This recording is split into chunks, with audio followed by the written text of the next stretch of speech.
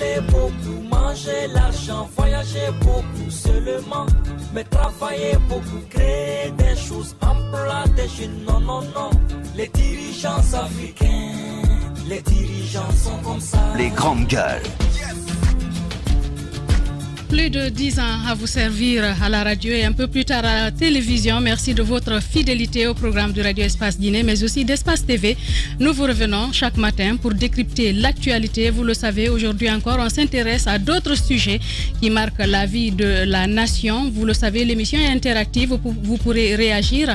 Les numéros défilent juste en bas de votre écran. Vous pourrez nous écrire sur Twitter ou sur 657 39 13 13. Si vous êtes à l'international, il suffira juste d'ajouter le 224. Les Guinéens se préparent à vivre l'investiture du président Alpha Condé ce 15 décembre prochain.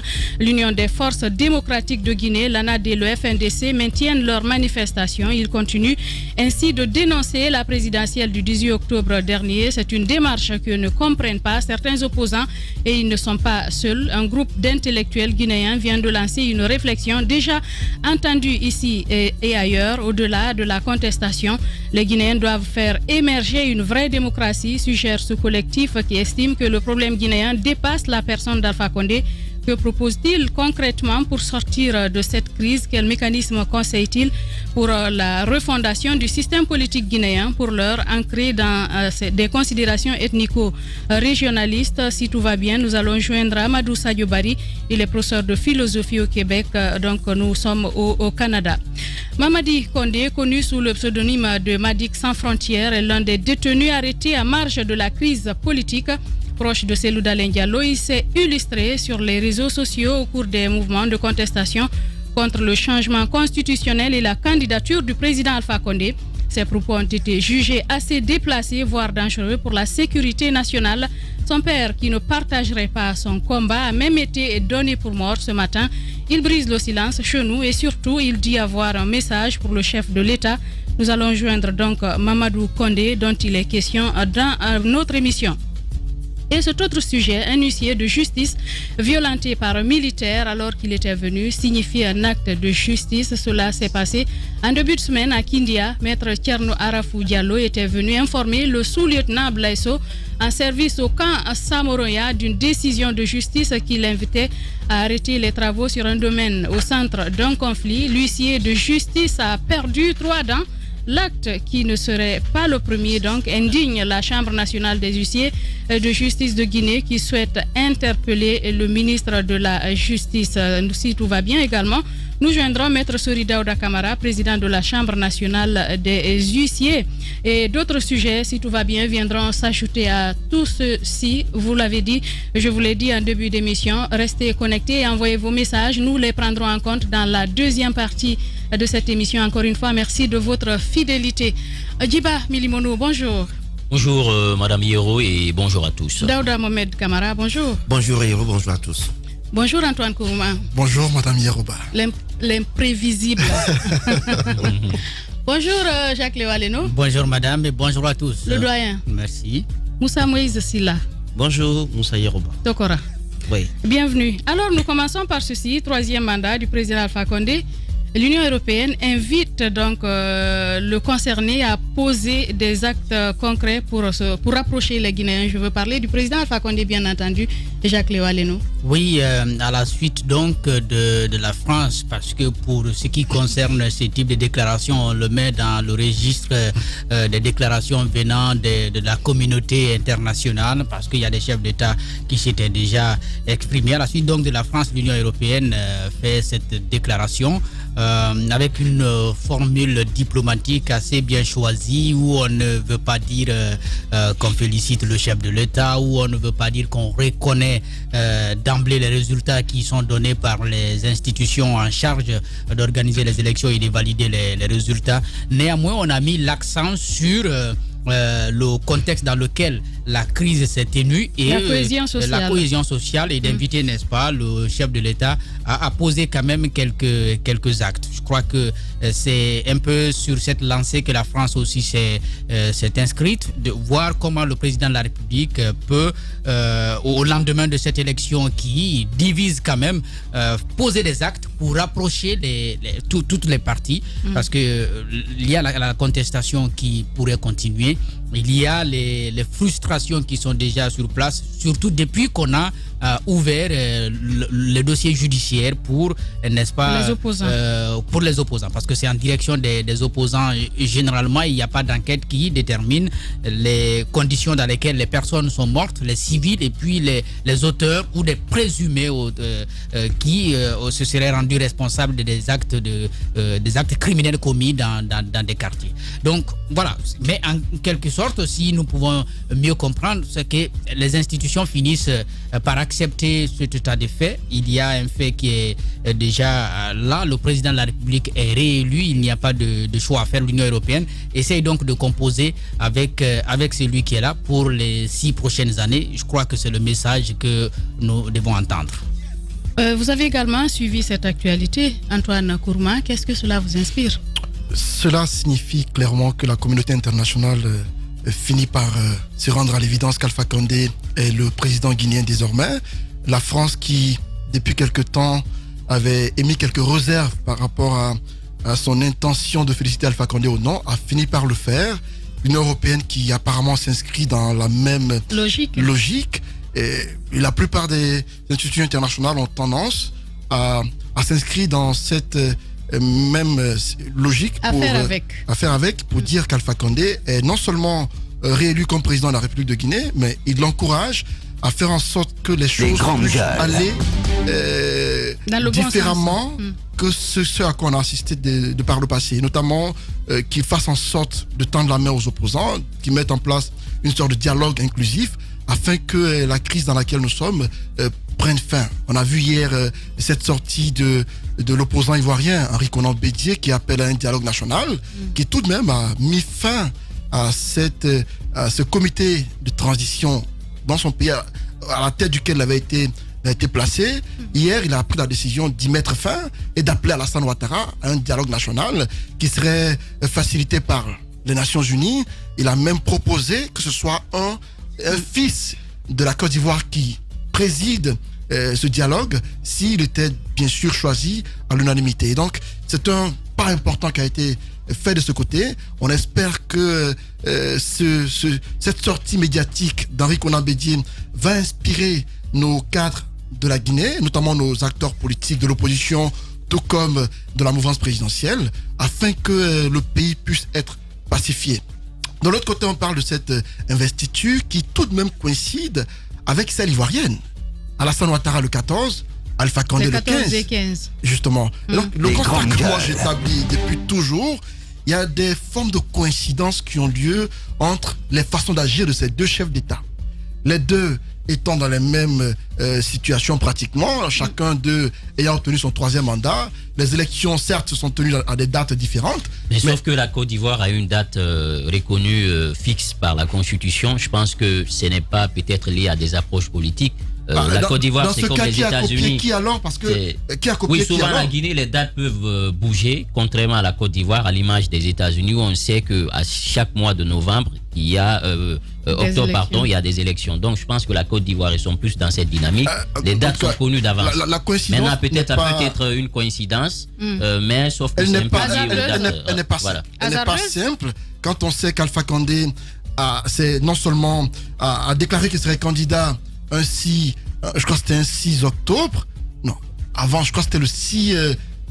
Je ne me souviens pas trop du mois, mais j'étais à la veille de la date anniversaire de la Côte d'Ivoire. Alassane l'a fait le même jour pratiquement. Les deux choisissent des dates presque identiques pour agir. Je me dis que. Et vous pensez que c'est pour. Le Conseil économique et politique. Vous pensez que c'est lié? C'est très lié, Madame Hierro, ce n'est pas simple. Les deux chefs d'État, l'un étant conseiller économique et l'autre conseiller politique, forcément se concertent pour agir sur le terrain. Je pense que c'est juste, je me dis que juste hasardeux. ces investitures... Moi, je trouve que ce n'est qu'hasardeux. Pas du tout. Ce n'est pas mon point explication. Ça n'a rien de ce n'est pas mon point de vue. Ça n'a aucune explication scientifique. Non. Voilà. Moi, je suis dans le contexte politique et l'explication, elle est purement politique. À ce niveau, le choix des dates n'est pas fortuit à mon avis. Alassane sera en Guinée pour l'investiture d'Alpha Condé. Je ne sais pas si Alpha Condé le fera autant pour Alassane Ouattara. Peut-être. On va le savoir. On attend de voir. Daouda Mohamed qui va peut-être nous apporter une explication scientifique à cette situation. Moi, je ne les lis pas. Je ne les lis pas. S'il y a explication scientifique ou politique, Antoine n'a qu'à être... C'est toi qui as parlé d'explication scientifique. Non, je dis que ça n'a aucune explication scientifique, comme pour dire que ça n'a aucun sens à mon niveau. Alors, si... ça a un sens, Daouda. Alors, mais je trouve paradoxal vous avez du mal à nous dire... Que tu trouves qu'il n'y a pas de... Vous avez du mal, que la coïncidence est hasardeuse. Vous avez du mal à nous dire en quoi ça a un sens. Mais j'ai évoqué les coïncidences des différentes dates des actions qui peuvent être par les deux chefs d'État. Pour moi, ce n'est pas le cas. Ce n'est qu'en 2020. En 2015, on n'a pas assisté à ça. En 2010, on n'a pas assisté à ça. Ils ont porté les mêmes projets. Antoine, s'ils ont parlé en même temps, les auditeurs ne comprendront rien. Je veux lui expliquer pour dire que les deux chefs d'État ont porté les mêmes projets pratiquement. Ils ont été décrits de la même manière et pratiquement on s'attendait aux mêmes critiques dans les différents pays concernant les deux chefs d'État. Et je constate que leurs actions généralement coïncident, les dates généralement sont identiques ou presque. Souvent, Alassane Ouattara qui se déclare candidat pour sa succession à une date, Alpha Condé en fait autant presque à la même date. Après que les deux chefs d'État aient été investis, aient été déclarés victorieux, leur investiture a lieu presque aux mêmes dates. Kourouma, parce à mon avis, je pense ce n'est pas simple. Il confond un peu les choses. Pas du tout. Voilà. Et les élections en Côte d'Ivoire, c'est le 4e samedi, je pense, du mois d'octobre. C'est reconnu par la Constitution. Voilà. Ce n'est pas une question de coïncidence. Non, les dates d'élection n'ont pas coïncidé, il faut le rappeler. Non, je ne parle pas des dates d'élection. Là. En Côte d'Ivoire, il y a une datation qui est faite. C'est comme aux États-Unis, il y a toujours un mois et une semaine, un jour est tenu dans la Constitution. Donc, en fonction de ça, les chefs d'État font une projection avec leur entourage par rapport à l'investiture. Donc, moi, je pense que cette explication, oui, elle peut tenir selon l'opinion d'Antoine, mais ce qui reste clair, je pense qu'aujourd'hui, ça n'a rien à voir avec des approches politiques des deux hommes. Des acquaintances entre les deux hommes. C'est son point de vue, on le respecte. Alors, cette lettre, comme celle de Macron, élucide un peu aujourd'hui tout ce qu'on a depuis longtemps dit, que les solutions au problème de la Guinée, c'est les Guinéens. Les solutions au problème de la Guinée, c'est autour de la table. C'est vrai qu'on veuille qu'il y ait des négociateurs, des médiateurs qui viennent nous accompagner, mais le fondamental se passe entre nous. Macron a appelé à un dialogue inclusif, l'Union européenne appelle à un dialogue inclusif, des Guinéens également ont appelé à un dialogue inclusif. Comme pour dire qu'on ne peut pas s'attendre à mieux de l'Union européenne, on ne peut pas s'attendre à mieux de la France. Le problème, la solution, c'est avec nous-mêmes les Guinéens. C'est ce que je disais hier. Les institutions internationales ne peuvent qu'alerter, appeler, demander de faire ci ou ça. Alors, la solution, c'est aux Guinéens de la trouver. C'est aux Guinéens et ces appels que font ces institutions internationales et d'autres pays frères d'ailleurs, ou d'autres pays partenaires, c'est bien nous inviter à nous retrouver autour de la table. On ne nous invite jamais à être dans la rue. Parce que la rue, à mon sens, ne résout pas le problème. Il faut se retrouver et que les choses se fassent de façon sincère. C'est ce qui est plus important. Aujourd'hui, je crois que c'est là le problème, Daouda Mohamed. Et c'est à ce niveau. Il y a une crise de confiance. C'est à ce niveau aujourd'hui. Il faut insister là-dessus. Il faut insister que le président Alpha Condé donne ce bon exemple d'accepter d'aller à un dialogue inclusif et sincère qui permette aux Guinéens, pour un moment bien déterminé, de souffler dans la paix, dans la quiétude sociale. Parce qu'aujourd'hui, il y en a qui pensent que le président Alpha Condé ne se sent à l'aise que quand le pays est en crise, quand la cité n'est pas stable, il se sent à l'aise. Mais pour d'autres également, ça ne peut pas résoudre les problèmes. Ça ne peut pas nous permettre aujourd'hui d'obtenir le développement qu'on veut, d'obtenir l'émergence qu'on veut. Il faut qu'on accepte de mettre la pression, parce que celui qui donne le ton, c'est le président de la République. Il faut mettre la pression sur lui, que tout ce qu'il entamera comme démarche ait un caractère sincère aux yeux des autres opposants, des autres acteurs politiques qui vont être assurés dans ces prises de position, rassurés et dans ces prises de position, mais aussi dans les promesses qu'il fait et qu'on suive. C'est là aussi avec une pression, pas celle de la rue, mais celle quand même du dialogue qui permettent à la Guinée de souffler un peu. Parce que 10 ans, déjà, c'est trop pour qu'on rattrape en un jour afin de développer la Guinée. 10 ans qu'on ne peut pas rattraper peut-être en 6 ans, c'est pas ce que le Mohamed veut dire. Alors, Moussa Bouiz, vous avez également suivi cette sortie de l'Union européenne. Qu'est-ce qu'elle vous inspire? Moi, je trouve que lorsque les portes du dialogue sont fermées de façon volontaire, les portes de la rue restent entrouvertes. C'est ça, c'est un principe démocratique. Si vous fermez les portes du dialogue, celles de la rue vont rester toujours ouvertes. Je pense qu'il appartient et les clés des différentes portes du dialogue sont entre les mains du gouvernement. C'est la Constitution qui le dit.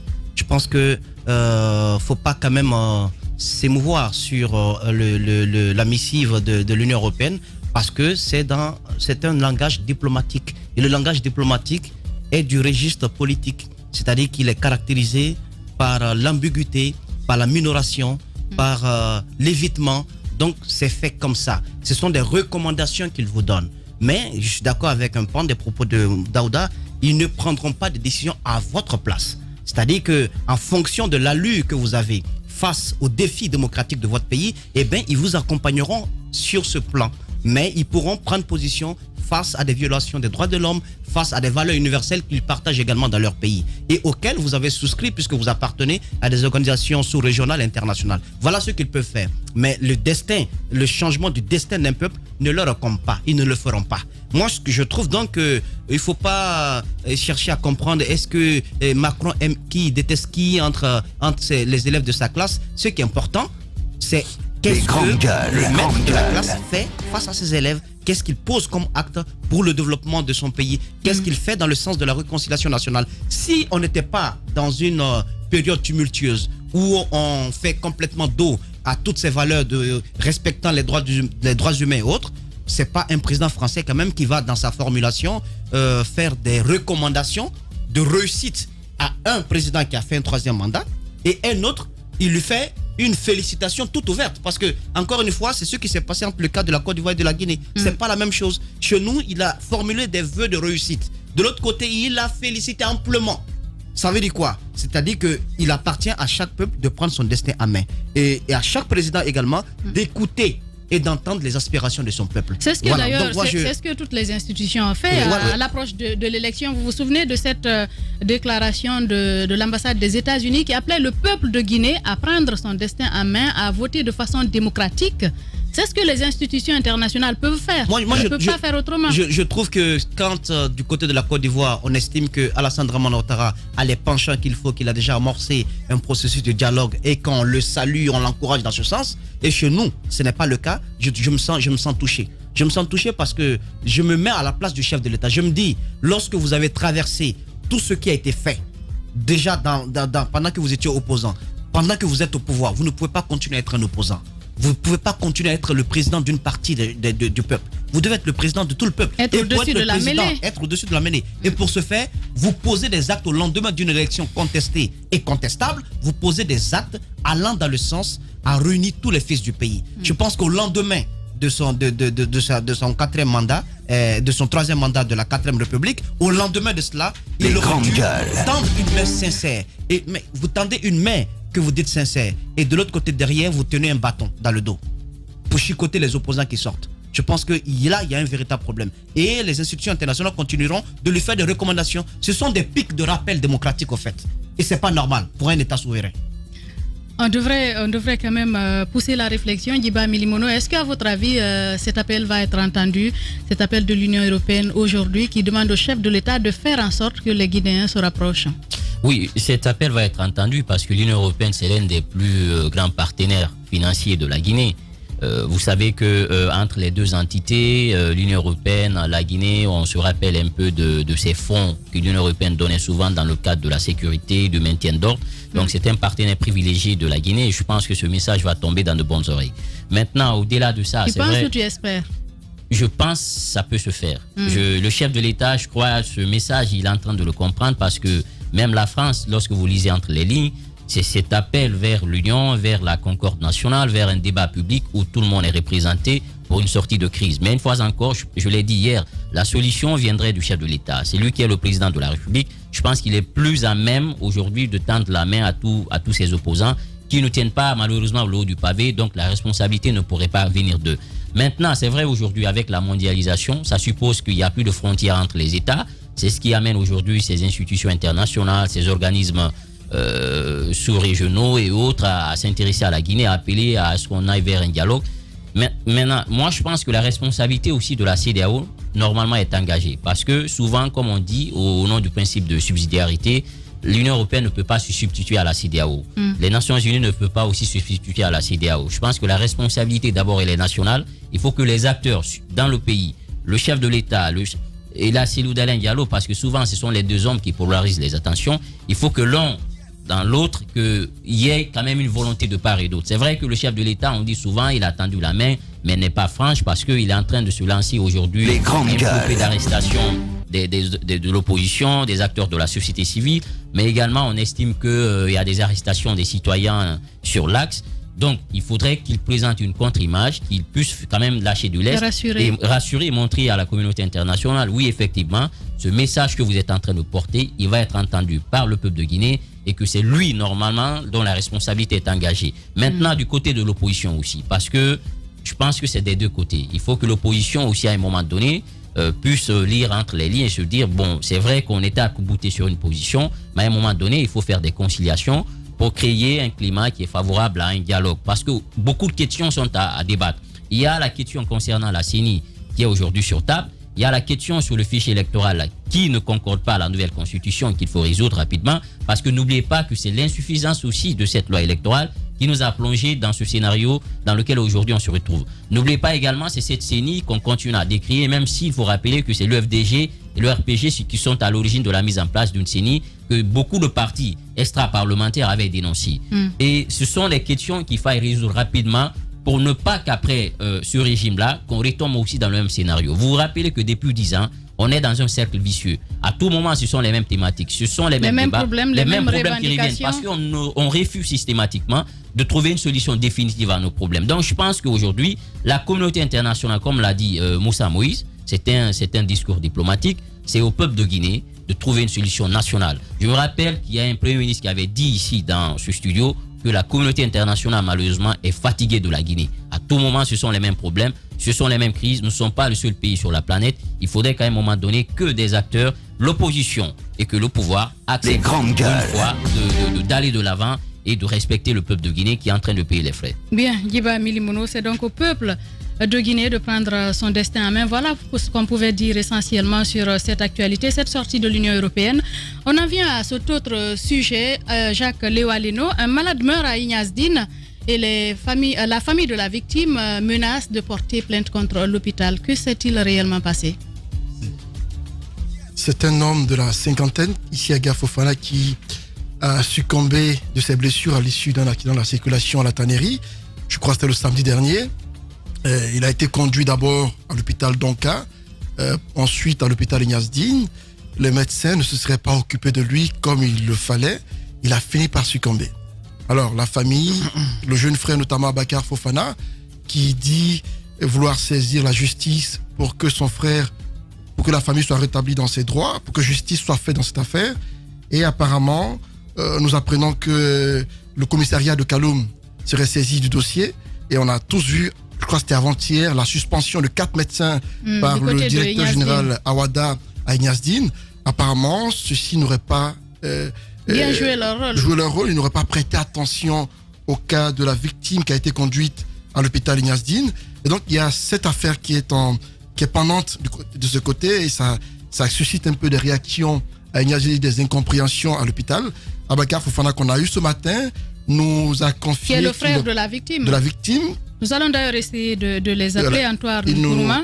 Appeler le frère de la victime, vous l'avez dit, Abouakar Fofana, mais aussi Dr Awada, directeur général de l'hôpital Ignazdine, pour en savoir davantage sur ce qui s'est passé par rapport à ce décès. Il nous confiait qu'il était très remonté contre les médecins qui ne comprennent pas comment se fait-il que son frère, après le coup qu'il a subi suite à l'accident, vienne pour une prise en charge et qu'on ne s'occupe pas d'eux? Et à son avis, c'est la négligence ou le manque d'attention de ces médecins à l'égard de son frère qui a concouru à sa mort. Et donc, il veut saisir la police et la justice pour cette affaire.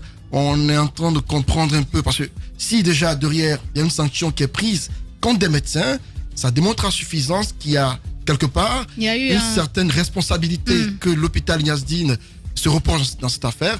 Et on va écouter les différentes parties pour comprendre clairement ce qui ne va pas dans cette affaire. Et c'est pas la première fois que ce genre de choses arrive dans nos hôpitaux, Jacques Lewaleno. Évidemment, c'est pas pour la première fois que ça arrive. Généralement, les plaintes que nous avons eues, c'est au niveau souvent des maternités où des femmes qui arrivent pour accoucher souffrent parce que soit on n'a pas voulu s'occuper d'elle rapidement. On se rappelle du cas de Salematou qui était venu pour accoucher, parce qu'on n'a pas voulu s'occuper d'elle rapidement ou alors on a mis l'argent devant. Là, on va chercher mieux à comprendre, mais je crois que même au niveau de nos services d'urgence, il y a un énorme problème. C'est-à-dire, on se comporte à certains endroits, au service d'urgence, comme si on avait en face un cas qui n'est pas désespéré. Moi, j'ai pu le constater avec un parent une fois. Vous avez quelqu'un qui arrive, il est presque mourant. Mais les gens, ils mettent en avant l'argent. Alors qu'au service d'urgence, on devrait trouver des moyens nécessaires pour s'occuper, n'est-ce pas, des malades. Il y a le comportement des médecins, mais il y a également les dispositions même, les dispositions nécessaires à prendre pour que les services d'urgence puissent être efficaces à tout moment. Imaginez quand vous arrivez dans un service d'urgence et vous avez un cas désespéré à main et on vous dit... on va prescrire une ordonnance, vous devez sortir, aller dans une pharmacie. Si c'est par exemple tard la nuit, ça veut dire que vous ne trouverez pas une pharmacie qui est ouverte quelque part. Si on n'a pas la possibilité de trouver des produits pharmaceutiques à côté, trouver, n'est-ce pas, des agents disponibles à tout moment pour s'occuper des malades, au niveau des services d'urgence, bien entendu, il y a d'énormes soucis qu'on peut avoir. Jacques Lewaleno, on va essayer d'en savoir davantage avec M. Aboubakar Fofana qui est en direct à Moussa Moïse. Monsieur Fofana, bonjour, bienvenue dans les Grandes Gueules. Bonjour les Grandes Gueules. Toutes nos condoléances suite au décès donc de votre frère. Expliquez-nous un tout petit peu, résumez-nous cette journée funeste au cours de laquelle votre frère a trouvé la mort. Comment tout cela s'est passé?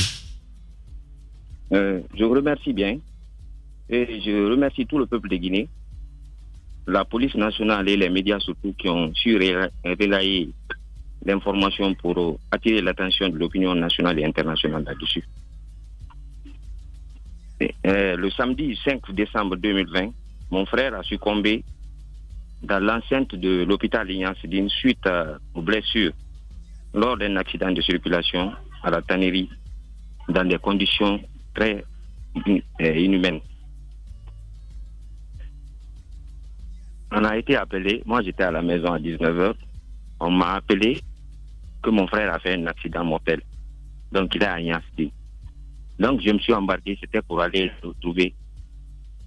Mais il y avait tellement d'embouteillages que il a fallu que je prenne la moto pour être là-bas à 21h. Je suis arrivé à 21h. J'ai trouvé mon grand frère couché dans l'ambulance de la protection civile, dans le sang. Donc j'ai demandé à ce qu'on l'évacue, qu'on l'envoie dans la chambre froide jusqu'à demain matin. Donc c'est ce qui s'est passé. Il est arrivé à l'hôpital à quelle heure, M. Fofana? Votre frère est arrivé à quelle heure? Selon les informations que j'ai reçues, il est arrivé là-bas à 18h. Et donc il n'a pas été pris en charge à partir de 18h? Que s'est-il passé après? Les tractations arrivées à Niasdine avec les médecins, est-ce que vous étiez là? Comment est-ce qu'il a été accueilli? Comment s'est passée la prise en charge? Personnellement, je n'étais pas sur place. Comme je vous l'ai dit au début, je suis jusqu'à Tombolia. Donc le temps pour moi de rallier l'hôpital, j'ai trouvé qu'il était décédé déjà. Mais selon les témoignages faits, il est arrivé à l'hôpital dans les meilleures conditions. Il était vivant. Il était vivant. Le coordinateur de la protection civile m'a dit les tracassions qu'ils ont faites avec il m'a raconté tout ça. Et même les témoignages de certains malades et aides malades qui sont à l'hôpital là-bas. Alors, Allez-y, Jacques. Finalement, pourquoi vous portez plainte? Parce que vous semblez ne pas avoir tous les éléments en main, à part les témoignages, bien entendu, qu'on a pu vous donner à partir de l'hôpital. Non, je crois que, M. Jacques, je crois que c'est suffisant. C'est suffisant, ce qui est là est suffisant. Ce qui est là, les informations que nous disposons sont suffisantes. Parce que, n'ignorez pas, hein, c'est pas le premier cas. Il y a beaucoup d'Isiagas qui sont morts là-bas. Beaucoup d'Isiagas. Mais peut-être Dieu a fait que cette fois-ci, que les gens soient informés de tout ce qui se passe. C'est un système qui est mis en place. J'ai lu dans les lignes l'interview du directeur général de l'hôpital, pour lequel j'ai beaucoup de respect. Dans l'introduction, il dit « Nous sommes accusés de refuser de donner, de soigner un malade, un accidenté mourant. » C'est comme ça, c'est écrit. Moi, je me suis dit intérieurement que c'est une injure. Un accidenté mourant, parce qu'il n'avait pas d'argent. C'est pourquoi ils ne se sont pas occupés de lui. S'il avait de l'argent, même s'ils savaient qu'il était mourant, ils allaient le prendre en charge. Donc, c'est ce qui s'est passé. Moi, ça m'a choqué. Oh, d'accord. Mais quels sont les témoignages accablants qu'on vous a fait qui vous poussent à porter plainte? Qu'est-ce qui est grave? Qu'est-ce que les médecins ont fait de si grave qui vous pousse à porter plainte? Moi, je suis venu dans la cour, dans l'assiette de l'hôpital, j'ai trouvé mon grand frère qui a fait plus de 2 heures dans l'ambulance de la protection civile, dans le sang, dans le parking de l'hôpital. Non, ça, c'est pas normal. Donc, il n'a même pas été débattu, je veux dire. Ils l'ont pas pris de l'ambulance, pas fait descendre de l'ambulance qu'il a transporté à l'hôpital. Il n'a même pas été touché par les médecins. Ils ne l'ont même pas regardé, madame. L'être humain a quelque chose, a un certain, comment dirais-je, certaines vertus qu'il faut respecter, dans quelles que soient les conditions dans lesquelles il se trouve. J'ai déploré cette situation-là. Il n'est pas une petite personne. Il ne devait pas mourir comme ça. Nous sommes choqués. Le frère de la victime, donc M. Aboubakar Fofana, en tout cas, toutes nos condoléances et merci d'avoir répondu à nos questions ce matin. Merci, madame. Bien. On va peut-être essayer d'écouter l'autre son de cloche, Moussa Moïse, notamment Dr Awada. Ce serait bien qu'on l'écoute parce que moi, pour une fois, je ne souhaite pas qu'on tombe à bras raccourcis sur les médecins. Le monsieur a fait un accident à la tannerie. L'une des, je sais pas moi, des cales de la moto qu'ils ont touché, lui est entré au niveau de la tête. Donc, il saignait abondamment. Des témoins ont donc appelé le service des sapeurs-pompiers qui est venu et qui s'est vraiment, je pense que c'est l'occasion de les féliciter. Ceux qui étaient en service ce jour, ils ont vraiment mouillé le maillot entre guillemets. Ils ont pris en charge le blessé et leur rôle, ce n'est pas de le soigner, ils peuvent pas. Ils l'ont amené vers un premier hôpital. Ensuite, ils sont allés du côté de Niasdine. Alors, arrivés à Niasdine, ils ont vu, bien entendu, des médecins de garde. Les médecins de garde, parce qu'il a quand même lutté le blessé depuis avant la tombée de la nuit, jusque tard la nuit avant de rendre l'âme. Il s'est accroché à la vie, parce que j'ai pu échanger avec certains proches de la victime. Alors, donc, devant les médecins de garde vont demander aux familles, c'est vrai, d'aller trouver certains produits. Mais pourquoi ils le font? C'est une façon aujourd'hui, c'est aujourd'hui l'occasion de relever cela. Parce que Dr Wada a parlé, je pense, à la RTG, mais il faut relever une chose. L'État guinéen subventionne les hôpitaux publics. C'est-à-dire que vous et moi, nous payons de l'argent pour alimenter les hôpitaux publics. Mais il y a des pharmacies pratiquement dans ces hôpitaux-là. Donc, pour alimenter. Au-delà de ça, il y a de l'argent qui est donné pour prendre en charge les indigents. On en a parlé ici. L'argent est payé et c'est dans le budget. C'est là pour des pauvres qui ne peuvent pas se prendre en charge. C'est là pour des cas d'urgence. Dans un hôpital où les services publics sont pris en charge par l'État, au niveau de la radio, au niveau de la pharmacie de garde qui est à l'hôpital, les médicaments sont fournis par les sociétés grossistes. On en a vu, puisque pendant la Covid, on a couvert des activités où des sociétés grossistes ont fait don de façon gracieuse, bien entendu, de ces produits-là aux différents hôpitaux publics. Donc, ce sont tous ces produits, même la pharmacie centrale le fait, aux hôpitaux publics. Ces produits sont stockés là-bas pour prendre en charge qui? Les personnes qui viennent et qui n'ont pas les moyens de se prendre en charge ou bien les cas d'urgence, comme ce fut le cas de M. Fofana. Alors, lorsque vous êtes en face d'un tel cas, normalement, les médecins, s'ils ont accès aux poches de sang, parce que je n'ai pas vu un seul individu qui dit ici, je suis allé donner mon sang, j'ai vendu mon sang, 1 litre de sang à 1 million de francs guinéens. Vous avez vu qui? Les gens le font gratuitement. Gratuitement, pour qu'on puisse prendre en charge des humains. Ils le font pour ça. Mais allez-y, dans un cas d'urgence, demander une poche de sang à Niazi dans un hôpital public. Vous allez mourir. C'est-à-dire qu'on vous dit, pour ne pas vous dire de payer, on vous dit trouver quelqu'un qui a le même groupe sanguin que le sang que vous demandez. Et je pense qu'il ne parlera pas s'il m'écoute. Trouvez quelqu'un qui a le même groupe sanguin que le malade que vous voulez soigner. En ce moment-là, si vous trouvez cette personne, nous serons disposés à vous donner la poche de sang dont vous avez besoin. Est-ce que c'est normal? Ce n'est pas normal. Alors, les gens le donnent gratuitement. Je pense que le problème, la véritable responsabilité, c'est la direction nationale de l'hôpital. C'est la direction plutôt générale de l'hôpital. C'est la direction générale. Les médecins n'ont pas accès aux médicaments gratuitement. Ils n'ont pas accès aux poches de sang gratuitement. Ce monsieur aurait pu quand même être... on aurait pu le faire descendre quand même de l'ambulance. Non mais attends, Madame Yero, les médecins, ils n'inventent pas la science.